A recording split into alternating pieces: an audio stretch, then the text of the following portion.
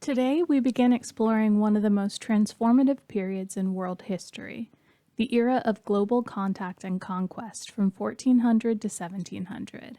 This was an age of bold voyages and brutal encounters, of maps redrawn and worlds shattered. Motivated by trade, faith, and power, European empires pushed beyond their borders in search of riches and converts, launching expeditions that would link continents and reshape civilizations. But these contacts were not mutual exchanges between technological equals. From the highlands of the Andes to the coastal towns of the Northeast, conquest brought colonization, slavery, and epidemic disease. Indigenous populations faced displacement, resistance, and survival under radically altered systems of rule. Meanwhile, the Atlantic world emerged as a space of forced migration, commercial exploitation, and cultural transformation. As we examine this complex history, we'll consider not just the ambition of empires like Spain and Portugal, but also the perspectives of the conquered, the Native Americans whose lives were irrevocably changed. Through this, we'll better understand how the early modern world became interconnected and at what cost. There are many theories from anthropologists, archaeologists, and historians about who arrived in the New World prior to the voyages of Christopher Columbus. Some scholars theorize that there were voyages by the Welsh, by the West Africans, by the Chinese, and even as far back as the ancient Egyptians. And so we're going to look a little bit more in depth at each one of these claims. First, scholars theorize that Africans had some kind of contact with the Olmec civilization, which was located in the basin of Mexico, where the Mayans would eventually develop their culture. There are a couple reasons why they believe this to be true. The first is that there are a lot of plant species that are indigenous to the African continent that have been found in this part of the Americas. The second is that there are some aspects of Olmec culture that look very similar to that of African culture, and one of the hallmarks of Olmec civilization are these colossal stone heads like the one shown here, and these heads were analyzed by scholars who believe the features resemble the African people. Finally, there are European and Arabic accounts, as scholars have looked at some North African sources that describe 400 ships from the Mali Empire visiting the New World with only one ship and returning, and report this discovery of the Western Current that was in 1324. There is also some speculation by scholars that the Olmec civilization came into existence with the help of Chinese refugees around 12 BCE. During the end of the Shang dynasty, a group of Chinese missionaries wrote about having visited Fusang back during the Shang dynasty, and there are some theories that this is simply the name for North America, and there are certain traits that you see shared between China and the Olmec civilization that include their form of writing. The Chinese practiced oracle bone script, and much of the Olmec letters and characters look like oracle bone script. Both settlements had a belief in a feline deity, and lastly, there was seen in people of both China as well as the Olmec a certain type of cranial deformation.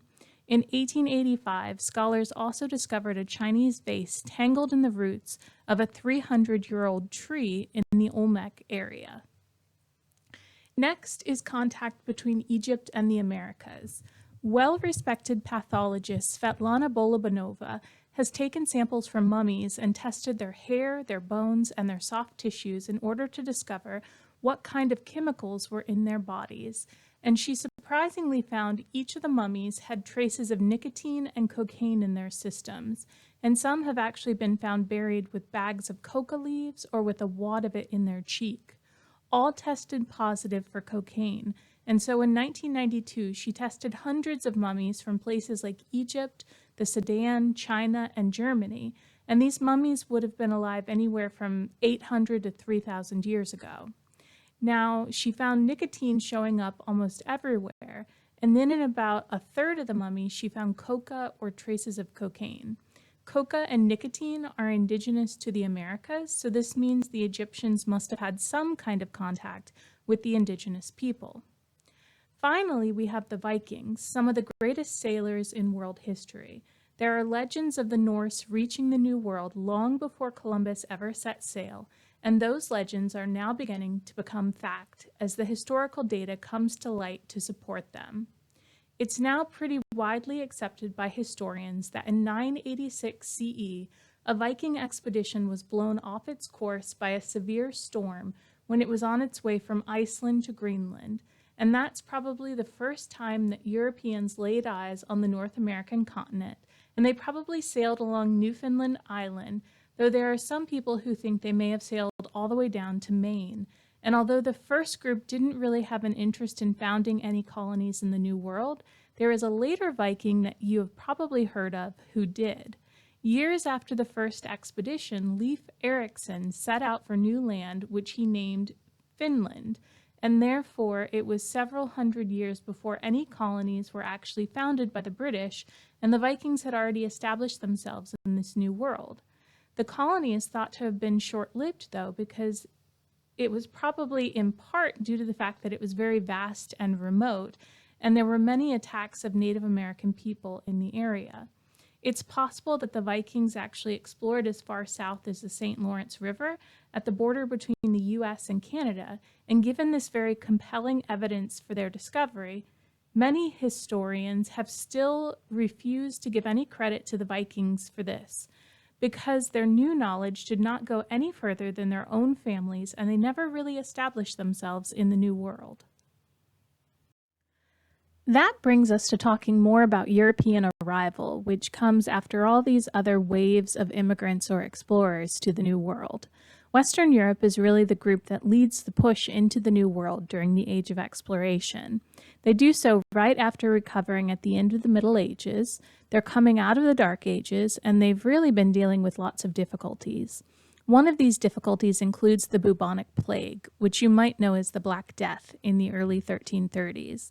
It first began its outbreak in China and in the steppes where the nomads lived just above China. It mainly affected rodents, but of course the fleas that were carried would then go and transmit the disease to people.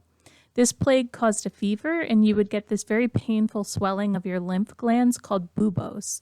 It would cause these large boils to form, and your flesh would essentially begin to rot before it killed you. The plague spread from China via merchant ships in October of 1347 into Sicily, and then it spread throughout Europe and Asia. It struck and killed people with such terrible speed that about a third or more of Europe's population died. Europe was also just emerging from several centuries of warfare at this point. They were coming out of the Crusades, and in particular, Spain had just emerged from a series of battles against the Muslim Moors to regain control of the Iberian Peninsula from Muslims. So it was at this point that Spain united in the hands of a Christian monarch, due to the marriage of King Ferdinand of Aragon and Queen Isabella of Castile. And this will become important because these are actually the two biggest patrons of Christopher Columbus, who leads an expedition into the New World, even though he does so unwittingly at first. There were also religious wars that were ongoing in Europe at this time period because of the Protestant Reformation. The Protestant Reformation is essentially a schism within the Roman Catholic Church that's initiated by a monk named Martin Luther. He tacked 95 theses up on the door of All Saints Church in Wittenberg, Germany. And in these 95 theses, he lists all of the issues that Protestants have with the Catholic Church. These range from corruption of the clergy and the church when it comes to money, the fact that the church had been involved in warfare with the Crusades, corruption of clergy and the Pope as far as sexual immorality and having mistresses or wives on the side, and also the selling of salvation or plenary indulgences during the Crusades. The result of the Protestant Reformation is not just the creation of new Protestant denominations of Christianity, but religious warfare between Protestants and Catholics for the next 100 years or so. The most notable example is the French Wars of Religion, where the Catholics essentially slaughtered the Huguenots. They were ended by the Edict of Nantes in 1598. And then in Germany, you also find the 30 Years' War from 1618 to 1648.